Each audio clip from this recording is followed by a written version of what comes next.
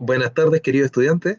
Eh, Hoy día vamos a abordar la segunda clase de la Unidad 1, Construcción de Estados Nacionales en Europa, en América y Chile, y los desafíos de su consolidación en el territorio nacional. A modo de recapitular previamente lo que habíamos visto, en las clases anteriores vimos, ¿cierto?, cómo se gestan las revoluciones nacionales y liberales, las cuales parten en primera instancia gracias a la independencia de Estados Unidos y a la Revolución Francesa, ¿cierto? Estas revoluciones nacionales y liberales se van a dar desde finales del siglo XVIII, se van a dar durante casi todo el siglo XIX y van a dar orígenes, ¿cierto?, a los países tal y cual los conocemos hoy día. Una cuestión importante de entender es que estas revoluciones nacionales y liberales son liberales porque son influenciadas por el liberalismo, que vimos, ¿cierto?, en la sesión anterior. Aquella doctrina política, económica y social que nos determina, ¿cierto?, que las personas tenemos derechos, ¿cierto?, que son, ¿cierto?, la libertad, la igualdad, la propiedad, la vida, entre otros. ¿Ya? La gracia es entender de que estas revoluciones nacionales y liberales van a configurar, ¿cierto?, el mundo tal como lo conocemos. Por esta razón, hoy día tenemos que ver quiénes son los artífices de esto, quiénes son los que en la práctica aplican el liberalismo y lo aplican, ¿cierto?, desde un estilo de vida concreto y una forma concreta en el poder. A raíz de esto los quiero invitar a que veamos, ¿cierto?, esta clase que está relacionado con la nueva sociedad de clases, la burguesía y el fin de la sociedad estratificada. Hay que tener en consideración, para abordar este tema, que la sociedad tal y cual la conocemos comienza a gestarse en a partir de de esta doble revolución que va a ser la revolución industrial y la revolución francesa. ¿Qué es lo que me interesa de esto? Es que ustedes entiendan quiénes son los nuevos protagonistas o digamos quiénes son aquellos que controlan la economía y el poder después de estas dos revoluciones, que va a ser una clase social llamada la burguesía. Entonces, en este contexto, nuestro objetivo de aprendizaje el día de hoy es describir los procesos de difusión de la idea republicana y liberales, ¿cierto? Reconociendo la influencia en la construcción de los estados nacionales, considerando, sobre todo, qué rol juega la burguesía. Como dije anteriormente, el liberalismo inspira a que las personas se revolucionen y tomen decisiones frente a los reyes, ¿ya? Pero ¿quiénes van a ser los que van a tomar este protagonismo? ¿Quiénes van a aprovechar esta instancia? Van a ser los burgueses, ¿ya? Por lo tanto, la burguesía, desde este momento, eh, es una característica importante de esta clase social. Es la burguesía, aquella clase social que va a tomar un protagonismo trascendental en las revoluciones nacionales y liberales que se viven durante el siglo XIX. Por ende, va a ser la burguesía la que va a transmitir las ideas propias del liberalismo. No obstante, es importante entender, ¿cierto?, qué es una sociedad estamental. Eh, la sociedad estamental es un tipo de sociedad, ¿cierto?, que está segmentada por bloques que son separados, ¿ya? En la definición que ustedes pueden ver en pantalla, definimos una sociedad estamental como un grupo social compuesto por grupos cerrados, ¿ya? Y jurídicamente desiguales, es decir, son grupos en los cuales si yo nazco ahí, yo no me puedo mover de ahí, ¿ya? Primera cosa. Segunda cosa, existen dentro de estos grupos cerrados grupos que tienen más beneficios y grupos que son más desfavorecidos. De tal manera que formamos una pirámide. No tiene nada que ver con los Illuminati, por si acaso. Pero esta pirámide nos demuestra que en la cúspide están los grupos más beneficiados y en la base los grupos más vulnerables, ¿ya? A raíz de esto, la sociedad estamental se divide tradicionalmente en tres grandes grupos. La nobleza, compuesta principalmente por el rey y y sus súbditos más cercanos, todas esas personas tienen títulos nobiliarios que el rey se los designa. ¿Ya? A esta clase la vamos a llamar los burgueses, perdón, la nobleza. Los burgueses están en otra casilla. Entonces, el rey y sus súbditos más cercanos que tienen títulos que el rey les delega son llamados nobleza, ¿ya? Al mismo tiempo va a existir un segundo grupo privilegiado dentro de esta sociedad estamental, que va a ser el clero, ¿Qué es el clero? El clero es la cúpula, o digamos, son aquellas personas que administran la iglesia, ¿ya? Principalmente aquí tenemos cardenales, obispos, el papa, ¿cierto? Toda esta clase alta dentro de la iglesia, no así los sacerdotes de pueblo, aquellos que tienen, digamos, que están a cargo de iglesias pequeñitas, que están en alguna villa, no están dentro de este clero, ¿cierto? De este clero alto que tiene poder, que tiene lujos, ¿ya? Entonces, los estamentos privilegiados van a estar compuestos por la nobleza y el clero. ¿Y cuáles son los estamentos privilegiados? Todos los demás. ¿Quiénes son todos los demás? Los súbditos del rey. Son todas aquellas personas que no son reconocidas como que no son reconocidos como nobles por el rey, ¿ya? Que no tienen la virtud que el rey considera digna. A estas personas se les llama súbditos, se les puede llamar siervos, se les puede llamar campesinos, se les puede llamar trabajadores, se les puede llamar artesanos. La burguesía, yo la quería poner de inmediato en la parte alta de la sociedad estamental. La burguesía, estimados de estudiantes, está en la parte baja, es un estamento no privilegiado, ¿ya? ¿Por qué? Porque la burguesía no tiene ninguna clase de privilegio, ¿ya? Vamos a entender el porqué de esto. El clero y la nobleza son los que tienen beneficios legales, ¿ya? La construcción del Estado moderno dotó, ¿cierto?, legalmente de beneficios a estas clases sociales.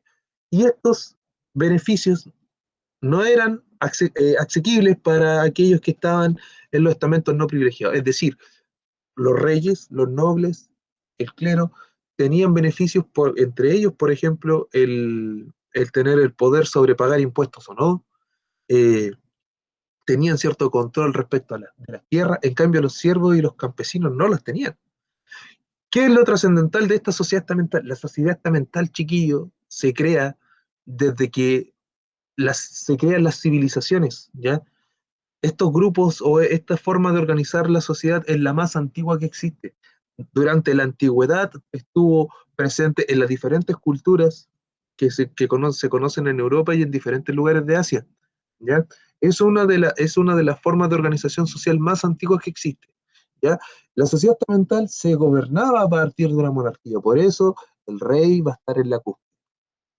En cambio, los estamentos no privilegiados van a ser aquellos que fortalecen, digamos, con fuerza de trabajo o que en cierta medida alimentan a estas clases más privilegiadas. ¿Cuándo va a cambiar la sociedad estamental? Con dos grandes revoluciones. La primera va a ser la revolución industrial y la segunda va a ser la revolución francesa. Y esto es lo que hoy día vamos a entender, cómo esta sociedad estamental cambia definitivamente, ¿ya? A raíz de esto, nosotros tenemos que esta sociedad estamental, ¿cierto? Lo establecimos de la siguiente manera. La sociedad estamental está compuesta por la nobleza, que son principalmente reyes y nobles, y se dice que son los que gobiernan, porque son los que tienen el poder. El clero, ¿cierto? Que está compuesto por obispos y cardenales, ¿ya? Y se dice que son los que rezan. Y existen un tercer grupo o un tercer estado, como le van a llamar los franceses, que van a ser los siervos o los súbditos. Y principalmente en este estamento hay de todo, hay campesinos, hay artesanos, hay comerciantes, hay sacerdotes. Ojo con esto, acá lo que hace la diferencia entre el clero, la nobleza y los siervos no es necesariamente el dinero, es el reconocimiento que hace el rey de aquellos miembros que componen la nobleza, es la distinción que hace la iglesia sobre ciertas personas que son dotadas, comillas, de un cierto poder. Te dicen, cierto, que cada uno de estas van a ser un estado. La nobleza es el primer estado, el clero se conoce como el segundo estado y el tercer estado se le conoce también a los siervos. Para efectos prácticos los vamos a dividir así. En la copia están los que gobiernan, los que están en medio son los que rezan porque administran la iglesia y la iglesia es la que educa, la iglesia es la que propicia, ¿cierto? Una forma mediante la cual las personas pueden tener ciertas regalías, ¿cierto? Las personas que son sacerdotes en este momento son muy importantes y tenemos, ¿cierto? A todos los demás, que son los que trabajan, son los que tienen, ¿cierto? Que romperse el lomo trabajando para poder sustentar un reino y una sociedad en concreto. A raíz de esto, nosotros vamos a tener que durante la Edad Media, como dije anteriormente, la sociedad estamental es una organización social que es antiguísima, ¿ya? Prevaleció durante la Edad Antigua y prevaleció durante la Edad Media. Sin embargo, en la Edad Media va a aparecer la burguesía, propiamente tal. ¿Y quiénes van a ser los burgueses? Los burgueses, en primera instancia, es una clase social heterogénea. ¿Qué quiere decir esto? Dentro de la burguesía hay toda clase de personas. Hay personas que son cultas, hay personas que son creyentes, otras personas que no. Hay de todo dentro de la burguesía. ¿Ya? La gracia es que hay de distintas clases de personas, de diferentes lugares y de diferentes etnias. Segunda cosa importante, la burguesía surge en el siglo XIII después de Cristo. Surge ya en el cenit de la Edad Media, cuando la Edad Media ya está tomando, ¿cierto? Se está desgastando, son los burgueses los que van a tener cierto protagonismo. ¿Por qué se le llama burguesía? Porque los burgueses la palabra burguesía viene de burgo. Burgo son villas o ciudades que están, ¿cierto? Eh, Son lugares que están alrededor de la ciudad fortificada y amurallada. ¿Qué es lo que hacen los burgueses? Llevan productos y los venden fuera de las murallas. Eso van a hacer los burgos. ¿Por qué se les dice burgueses? Porque ellos vendían en estas ferias, por llamarlo de alguna manera. ¿Ya? La burguesía durante la Edad Media no tiene privilegios nobiliarios, no son reconocidos como nobles, pese a que muchos de ellos van a tener dinero, muchos de ellos van a ganar con el comercio una gran riqueza, pero no tienen el reconocimiento de los reyes. ¿Ya? La burguesía, por otra parte, tiene dinero, como dije anteriormente, pero carecen de poder político. ¿Ya? Sin embargo, la burguesía, a raíz del comercio, van a fomentar el desarrollo del conocimiento y el desarrollo económico. ¿Ya? La burguesía va a intentar, por todas luces, tratar de ser un poco mejor. ¿Ya? La burguesía va a buscar incansablemente durante la Edad Moderna tener una mayor participación política. Y esta participación política se va a consolidar gracias a la doble revolución. Primero, aquí hay un error de tipeo. Primero, se va a dar económicamente en el siglo XVIII la revolución industrial y durante el siglo XVIII también se va a dar la revolución francesa. Se van a consolidar económicamente gracias a la revolución industrial y en el siglo XIX, fines del siglo XVIII, pero en el siglo XIX con mayor preponderancia se van a afianzar en el poder político gracias a las revoluciones nacionales y liberales. ¿Ya? ¿El por qué es esto? Porque los burgueses van a tener características que van a permitir que las personas puedan, digamos, aspirar o tener la necesidad de aspirar a una mejor forma de vida. ¿Ya? ¿Qué características tienen los burgueses en esta época? Nosotros en esta imagen de acá vemos, ¿cierto?, al burgués del siglo XIX. Esta es una imagen que retrata a la Inglaterra victoriana. Este burgués eh, busca, ¿cierto?, tener cierta importancia y por eso su vestimenta, ¿ya? Esta es la vestimenta característica que va a tener el burgués, el empresario burgués inglés durante el siglo XIX, ¿ya? Un denominador común que tiene esta clase social es un constante interés por mejorar constantemente. ¿Y cómo buscan esta constante mejora? A través de la educación. Para ello los burgueses van a invertir gran parte de sus ganancias en educación universitaria. Van a viajar por diferentes lugares del mundo para aprender nuevas cosas. Segunda característica importante, muchos de los burgueses poseen más recursos que muchos nobles. Ser noble no te hace necesariamente millonario ni te hace ser un gran poseedor de riqueza. Y muchos nobles se habían empobrecido. ¿Qué van a hacer los burgueses? En su afán de constantemente estar mejorando, van a querer participar de la película, perdón, de la política. Y van a querer obtener, ¿cierto?, una tajada de poder que se está discutiendo durante la Edad Moderna. En este sentido, muchos burgueses van a comprar títulos nobiliarios, se le van a comprar títulos a un noble que es pobre, o bien se van a casar con personas que son nobles pero están empobrecidos. De tal manera que los burgueses van a buscar, ¿cierto?, meterse en el área de la administración política. El área de los negocios, ellos la manejan muy bien, por lo tanto, ellos tenían poder económico, lo que no tenían es poder político. Y a raíz de esa carencia de poder político, ellos buscan, ¿cierto?, establecerse dentro de la nobleza, ¿ya? Esta, digamos, esta no va, o sea, no va a ser una constante, pero sí va a existir esta intención constantemente de muchas familias. ¿Ya? Una tercera característica es que los burgueses, como tenían dinero, ellos tenían que pagar impuestos que eran dictados por los reyes. Por lo tanto, ellos en muchas ocasiones terminaban costeando gastos innecesarios. Tengan en cuenta que en el caso de Inglaterra y Francia, que son naciones trascendentales dentro de los cambios de finales del siglo XVIII, Inglaterra y Francia van a tener una guerra que va a durar 100 años y gran parte de los impuestos que se cobraban caían sobre este tercer estado que mencioné anteriormente. Y los burgueses, como son un grupo de personas que tienen dinero, los reyes les van a cobrar impuestos altísimos. ¿Ya?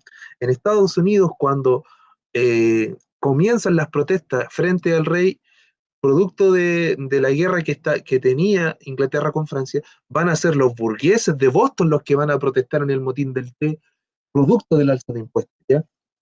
Y por último, los burgueses, a raíz de este afán por conocer y por aprender más, van a ser una clase social que se va a empapar del desarrollo científico y se van a afanar por los descubrimientos. ¿Ya? Los burgueses van a tratar de establecer negocios por diferentes lugares del mundo y para esto van a tener que aprender a conocer y a entender el mundo. Por esta razón, el liberalismo, las doctrinas capitalistas y los diferentes modos de invención y los diferentes inventos de diferentes lugares del mundo, sobre todo de Asia, van a ser, cierto, adquiridos por los burgueses con el afán de generar más ganancias. Entonces, ¿qué características en definitiva son más concretas de la burguesía? La burguesía se caracteriza por otorgar importancia al desarrollo intelectual, por promover el esfuerzo individual y por promover valores en una familia nuclear. Para el burgués era importante tener una familia bien constituida, ¿cierto? Padre, madre, hijos. Y esos hijos tienen que ser educados, tienen que en algunos casos ser creyentes o no, pero la gracia es que estos hijos tengan una educación y una base sólida en el conocimiento. ¿En qué aspecto se fortaleció esto? Los burgueses le dieron mucha importancia al desarrollo intelectual y al esfuerzo individual a través de dos grandes variables, que son eh, crear nuevas formas de producción, es decir, buscar métodos que me permitan crear algo nuevo y algo novedoso de una forma más rápida. ¿Ya? Los burgueses se van a encargar de traer, cierto, algo que le ayude a crear objetos o bienes que puedan ser vendidos de manera más rápida. Van a ocupar el ocio y la innovación para constantemente estar mejorando esta faceta, ¿ya? Y una cuestión importante va a ser que ellos se van a enfocar en meter o en reproducir estas ideas liberales en su formación. El liberalismo, ¿cierto?, me invita a mí a que yo soy libre. Como soy libre y tengo el derecho a tener propiedad, yo también tengo el derecho de adquirir más propiedades, de comerciar con ellos, de obtener beneficios. ¿Ya? Por eso la burguesía tiene un rol importante en el área económica. A raíz de esto, los burgueses se van a dedicar a invertir dinero en inventos o van a financiar a grandes científicos. También se van a convertir en consumidores de productos exclusivos. El burgués, como tiene dinero, puede pagar exclusividad, puede pagar por perfumes, puede pagar por telas, puede pagar por viajes. La gracia es que ser burgués en este momento da facilidades que me permiten vivir de una manera ostentosa. Y alrededor de estas características, los burgueses, en su afán de expandir sus negocios y por ende expandir sus ganancias, van a establecer comercios por diferentes lugares del mundo y van a establecer contactos. ¿Con qué finalidad? Adquirir más ganancia y más poder económico. ¿Ya? Una cuestión que me interesa ver es que la burguesía no solamente está compuesta por digamos, por personas que tienen mucho dinero. Existe una división un poco artificial que va a ser lo que, comillas, va a dar origen a nuestra sociedad de clases que tenemos hoy. Existe, ¿cierto?, una alta burguesía que está compuesta por empresarios, banqueros y dueños de industria y grandes comerciantes. Una burguesía media, que son, la gran mayoría de ellos son funcionarios públicos y son profesionales, personas que estudian derecho, que son médicos y que tienen, ¿cierto?, una cierta eh, funcionalidad dentro de la sociedad. Y existe, ¿cierto?, una baja burguesía que está compuesta por pequeños comerciantes, artistas y funcionarios públicos de rango menor. ¿Dónde estaría el ejército? Por poner un ejemplo. El ejército está entre medio de la burguesía media y la burguesía baja, ¿ya? Porque el soldado raso, si bien es cierto, en la gran mayoría no era una persona con estudio, pero era un funcionario público, ¿ya? El alto mando, los generales van a estar dentro de esta alta burguesía. Simplemente lo digo como modo anecdótico porque resulta que esta división es un poco artificial, porque no existe una diferencia clara entre la burguesía baja y la burguesía media, ¿ya? En estos momentos es como hoy día no podemos decir yo soy 100% clase media, porque hoy día nosotros tenemos una división que es un poco artificial, porque esta división se hace en función de lo que ganamos, ¿ya? Necesariamente esta sociedad de clases tiene una división que es netamente económica. La sociedad estamental es una sociedad que se divide, ¿cierto? Simplemente por los privilegios y por la nula capacidad de ascender dentro de esta escala social. ¿A qué me refiero con esto? Dentro de una sociedad de clases como la que se va a plantear gracias a la incursión de la burguesía, yo puedo ser muy pobre y puedo ascender, ¿cierto?, a una clase media si es que estudio, o si tengo un título universitario y quiero emprender un negocio mayor o me puedo asociar con una persona, yo puedo lograr formar parte de esta alta burguesía.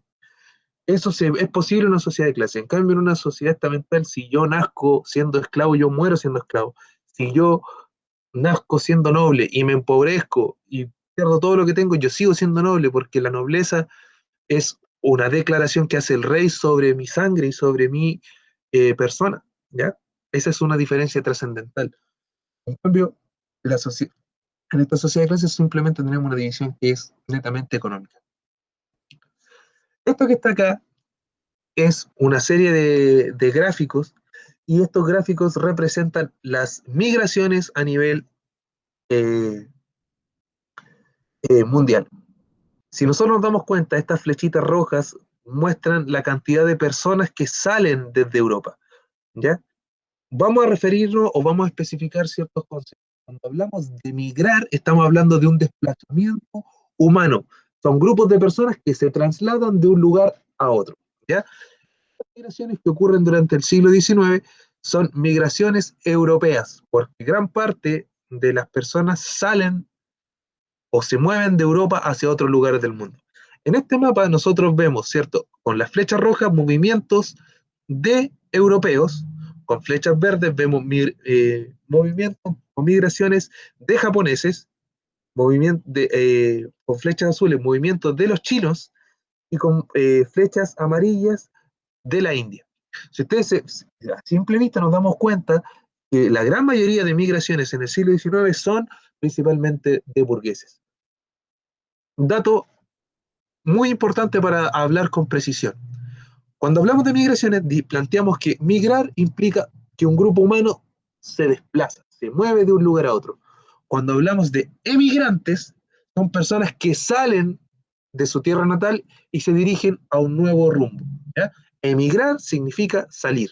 Cuando hablamos de inmigrar, hablamos de una persona extranjera que entra en un país nuevo. De tal manera, los europeos emigran de Europa e inmigran, es decir, entran, cuando decimos emigran, salen, cuando inmigran, entran, emigran de Europa eh, y son inmigrantes en lugares como Estados Unidos, América del Sur y Australia, Nueva Zelanda. ¿Ya? Esto lo planteo por una cuestión netamente de precisión conceptual, porque esto puede ser motivo de confusión. Migrar, insisto, es un desplazamiento humano. Emigrar es la salida, yo salgo de mi tierra natal, y inmigrar es entrar a una tierra extranjera. ¿Ya? ¿Qué pasa con los burgueses? Resulta que la burguesía es una clase social que hemos visto que acapara una gran cantidad de riqueza, y esta riqueza está dada principalmente por su esfuerzo individual y por su afán de conocer y ocupar ese conocimiento para obtener ganancias. Los burgueses van a ser los artífices de un sistema o un modelo económico llamado el capitalismo, ¿ya? Ahora, la burguesía, ¿por qué va a ser importante en el capitalismo? Porque la burguesía es un grupo social que se va a caracterizar por el comercio y por generar riquezas, ¿ya? Durante el fin de la Edad Media, cuando comienzan los descubrimientos ultramarinos, cuando los europeos, comillas, descubren Europa, se comienza a desarrollar un modelo económico que se llama mercantilismo. ¿En qué consiste el mercantilismo? El mercantilismo consiste en un modelo económico que busca acaparar piedras preciosas o metales preciosos. De esta manera, la base de la economía a nivel mundial va a ser la acumulación del oro, de la plata principalmente. Por esa razón, cuando los europeos conquistan América, lo que más buscan con necesidad es el oro y la plata, ¿ya? Sin embargo, este mercantilismo que consiste necesariamente en acaparar metales preciosos va a evolucionar y va a evolucionar en algo un poco más complejo y que va a generar ganancias, digamos, más diversas, ¿ya? Durante la Edad Moderna, el mercantilismo evoluciona y se consolida un nuevo modelo económico llamado capitalismo. El capitalismo lo desarrollan los burgueses. ¿Y cuál es el objetivo del capitalismo? Acumular la mayor cantidad de capital. ¿Qué es el capital? Capital es todo aquello que yo ocupo para generar ganancias o riquezas, ¿ya? El capitalismo es invertir capital para obtener más capital. El capital puede ser el dinero, puede ser el conocimiento, puede ser la tecnología, puede ser la mano de obra, puede ser también la, el conocimiento, el conocimiento, la tecnología, la fuerza de trabajo, el dinero y al mismo tiempo los recursos naturales, ¿ya? Si yo tengo recursos naturales, yo puedo venderlos. Por ejemplo, un recurso natural podría ser un árbol que me dé algún tipo de fruta. Pongamos, por ejemplo, la palta. Si yo tengo un palto y yo vendo la palta en sí es un recurso natural que al venderlo me da capital, ¿ya? La fuerza de trabajo es la voluntad que yo tengo para trabajar, ¿ya? Es la capacidad que tengo de hacer algo y cobrar por eso. Si yo vendo mi trabajo, por ejemplo, yo le puedo decir a un vecino, le corto el pasto por 5.000 pesos, por dar un ejemplo, yo estoy vendiendo mi fuerza de trabajo en 5.000 pesos. Yo creo ganancias con eso, ¿me entienden? Si yo ocupo ese dinero que ocupé vendiendo pasto y comprando pasto, lo ocupo en comprar herramientas, como una cortadora de pasto, yo estoy ocupando el dinero para tener, ¿cierto? Una cortadora de pasto que me permita hacer más rápido la pega de cortar el pasto. Si yo quiero aprender, ¿cierto? Yo quiero aprender a ocupar una máquina cortadora de pasto, yo tengo que leer, invierto tiempo en leer y aprender cómo se ocupa una cortadora de pasto.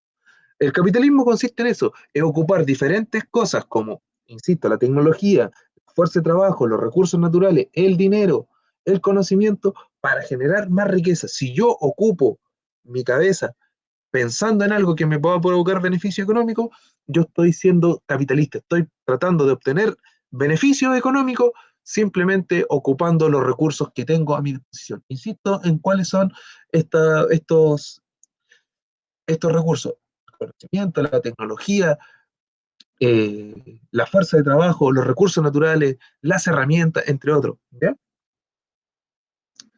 De esta manera, ¿qué es el capitalismo entonces? El capitalismo es una doctrina económica que consiste en la acumulación de la riqueza. El capitalismo tiene una característica que lo vincula con el liberalismo económico, que consiste en la libertad comercial. Y gracias a esto el capitalismo se va a expandir por todos los mercados del mundo, ¿ya?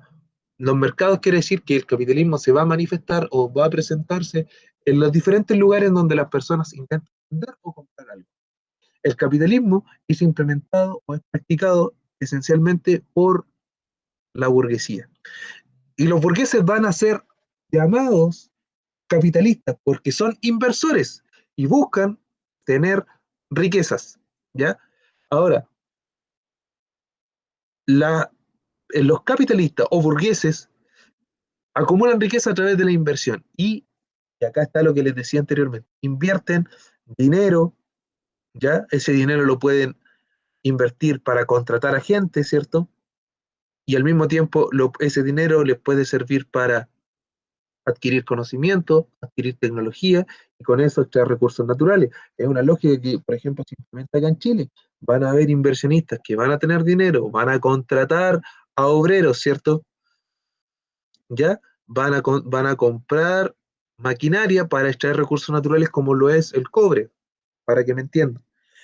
A lo que voy es que en el capitalismo yo puedo tener, por ejemplo, solamente dinero y mano de obra. Puedo carecer de las demás, pero si invierto estas dos, yo también puedo obtener ganancias, ¿ya? La gracia es que yo invierto lo que tengo para obtener beneficio económico. Esa es la finalidad del capitalismo, es tratar de obtener beneficio de cualquier manera posible ocupando lo que yo tengo a mi disposición. La gracia del capital, dice Marx, es generar más capital. De esta manera, el capitalismo es diferente a la esclavitud. Si nosotros nos fijamos en este esquema, cuando hablamos de los dueños de los medios de producción, son aquellos que tienen medios para poder crear cosas y poder venderlas. En la antigüedad nosotros tenemos al amo, ¿cierto? Al señor, que tiene esclavos. Por lo tanto, el amo explota al esclavo, se aprovecha de su trabajo, obtiene beneficios del trabajo que hace el esclavo. El señor feudal, en cambio, él, que digamos es el personaje propio de la sociedad estamental, estos dos, el amo como el señor, son propios de la sociedad eh, estamental, van a tener un rol en donde se van a aprovechar en cierta medida del trabajador, ¿ya? Porque el trabajo de ellos beneficia al propietario de los medios de producción. Entonces, si no, pero él contrata al siervo ofreciéndole parte de la ganancia que genera la tierra, pero la gran parte de la ganancia de la tierra se la lleva el señor. ¿Y qué es lo que hace el capitalista? ¿El capitalista explota al obrero o es simplemente un dicho? Bajo un punto de vista que después va a criticar al capitalismo, nosotros vamos a entender de que que el capitalista o burgués va a explotar al obrero en la siguiente medida. El capitalista paga por el trabajo del obrero, pero paga un salario que no se condice con el esfuerzo que hace el obrero, ¿me entienden? Por esa razón, hoy día se asocia el capitalismo, porque el capitalismo aún existe, ¿ya? Se asocia que el capitalismo explota a una clase más vulnerable, explota a aquellos que dependen de un empleador, ¿ya? Ahora, estamos diciendo de que el capitalista es malo en sí, no necesariamente. Lo que estoy tratando de explicar con esto es que si la esclavitud en algún momento fue injusta, el capitalismo también lo es, ¿ya? Por lo tanto, como sistema económico es imperfecto y como cualquier creación humana tiene que crear mecanismos para que esta injusticia disminuya, ¿ya? Ese es un punto trascendental en entender esto, ¿ya? El capitalismo no es un sistema económico perfecto y ningún sistema económico lo es. Todos están dotados de imperfecciones. La gracia es buscar la forma de organizarse socialmente para disminuir esta brecha de injusticia, ¿ya? Eso es algo para que lo piensen y reflexionen un poco. A raíz de esto, la burguesía, cuando se consolide económicamente y tiene el poder, la burguesía va a participar en la construcción de los estados nacionales y van a crear, ¿cierto?, la identidad propia que tienen los países hoy en día. Durante el siglo XIX, la burguesía va a encabezar, ¿cierto?, la construcción de la identidad nacional a través de los movimientos de independencia, que se dan principalmente en América, o de unificación, que se dan, ¿cierto?, en países europeos, principalmente en reinos como los que van a conformar Alemania, Italia, entre otros, ¿ya? La gracia de la burguesía en esto es que van a lograr crear una unión a partir de la cultura, la historia y la tradición, que van a ser principalmente burguesas, ¿ya? Y eso van a dar origen a lo que hoy día conocemos como una nación, ¿ya? ¿Qué es la nación? Vamos a definirlo de una manera sencilla. La nación es un grupo de personas que comparten rasgos comunes, como la historia, la cultura, la lengua, las tradiciones, el territorio, digamos, la vestimenta podría ser la comida, ¿ya? La nación son todas las personas que comparten algo. Nación no es necesariamente un Estado. Un Estado se fusiona con la nación en la medida en que se crean instituciones que regulen a ese grupo de personas, ¿ya? Por eso se crean estados nacionales, porque van a ser grupos de personas que van a tener estos rasgos comunes y que van a crear leyes comunes, ¿ya? Sin embargo, la identidad es un tema más complejo aún, porque la nación, convengamos, es que se comparten elementos como la historia, la lengua, el territorio, etcétera. Pero la identidad tiene que ver con algo que incluso es más sentimental.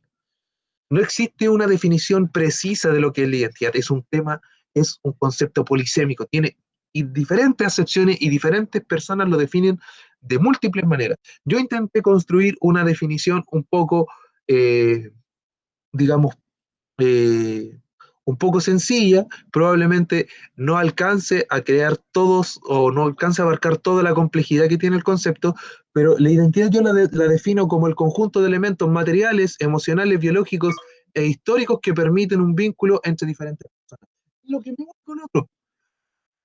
La identidad tiene que ver con la nación, tiene que ver con la historia, tiene que ver con la cultura, tiene que ver con el sentimiento, tiene que ver con el apego hacia lo que yo tengo, por ejemplo, en mi tierra, ¿ya? Hay personas, por ejemplo, dando un caso acá que es concreto del caso chileno, que lloran escuchando el himno nacional, ¿ya? Y es porque probablemente se sienten identificados con lo que dice. Pero hay personas que derechamente les da lo mismo, y que aunque escuchen el himno nacional en Chile para un 18 de septiembre o lo escuchan fuera del país, les va a dar exactamente lo mismo. La identidad es un vínculo que yo desarrollo con cosas concretas, ¿ya? La identidad nacional es entonces es el vínculo que yo genero con esos elementos que me unen con las demás personas que comparten estos elementos, como el territorio, como la historia, la cultura, ¿ya? Por esta razón, la burguesía va a implementar, ¿cierto? Va a tomar estos valores y ellos los van a reproducir en la sociedad. Quiero poner un caso en Chile. En Chile nosotros tenemos múltiples identidades, ¿ya? En Chile es gracioso porque tenemos que, dentro de nuestra forma de concebir nuestra identidad nacional, nosotros tenemos trajes típicos.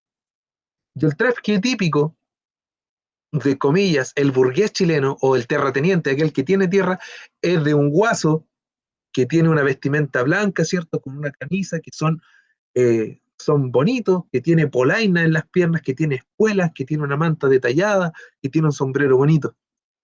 Pero también tenemos la otra vestimenta, que es la del trabajador, la que es de aquel que trabaja la tierra, que ocupa hojotas, que son una especie, ¿cierto?, de sandalia, que tiene, ¿cierto?, la camisa abierta, probablemente manchada con vino, porque estas personas eran alcohólicas, como lo plantea la historiografía tradicional, y, y probablemente eh, esa sea la diferencia.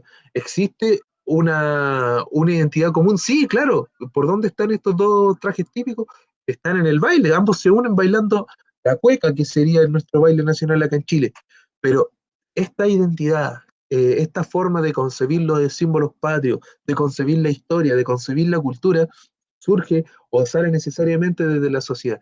¿Quiénes van a ser los que van a articular estas convenciones? Van a ser los burgueses. ¿Por qué?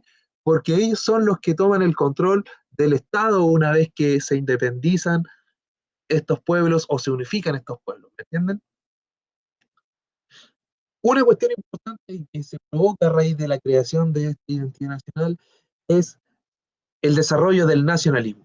Si la nación, cierto, es el grupo de personas que comparte elementos comunes como la historia, la cultura, la lengua, entre otros, el nacionalismo va a ser un amor exacerbado hacia la nación, ¿ya? Es creer por todos los medios que mi país, que mi cultura, que mi lengua, que mi territorio es lo mejor que hay, ¿ya? La burguesía va a ser nacionalista. Napoleón va a aprovechar el nacionalismo para impulsar al pueblo francés a salir en conquista, a apoyarlo, ¿me entienden? El nacionalismo va a provocar o va a ser el germen de un sinfín de guerras, un sinfín de movimientos que van a ser de unificación o de separación o de independencia, ¿me entienden? Por eso el nombre de la unidad, revoluciones nacionales y liberales, ¿ya? De esta forma, todas las personas sentían un fuerte apego a la patria y los rasgos comunes que las caracterizan, ¿ya? Entender es lo siguiente, el nacionalismo es una doctrina que plantea el amor, un amor hacia la patria, a ensalzar, ¿cierto? A incrementar el amor, ¿cierto? Hacia lo que nosotros sentimos por nuestro país, por su gente, por nuestra cultura, por nuestra historia, por nuestra lengua. ¿Es malo ser nacionalista? No necesariamente. Lo malo es despreciar, denostar, criticar, apabullar a personas de otra nacionalidad. ¿Ya?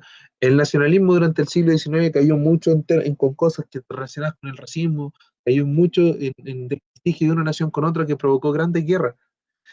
Ser nacionalista no necesariamente quiere decir que yo voy a desmerecer los valores de otros. Hoy día nosotros vivimos en una sociedad multicultural en donde cada vez más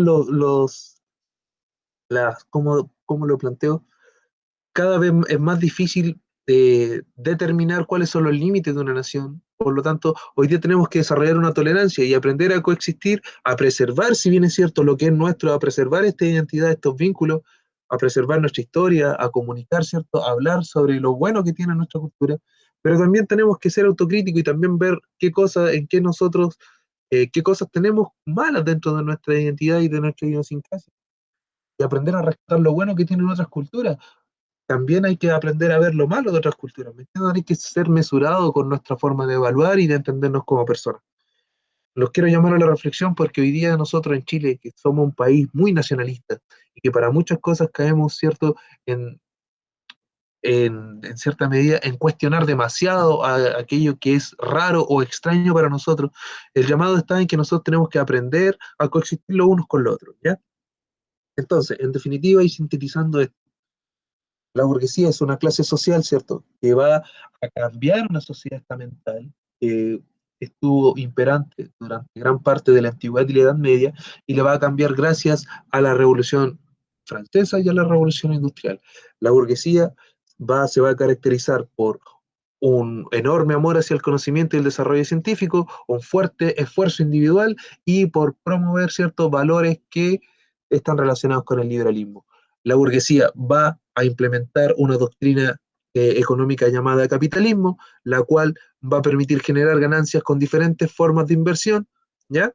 Y que va a hacer que esta clase social tenga un poder económico muy grande, y al mismo tiempo va a ser la burguesía la que va a configurar a raíz de un fuerte nacionalismo lo que va a ser la identidad nacional que tienen los diferentes países del mundo. Quiero dejar este video hasta acá, deseo que estén muy bien y nos vemos en la próxima. Hasta luego.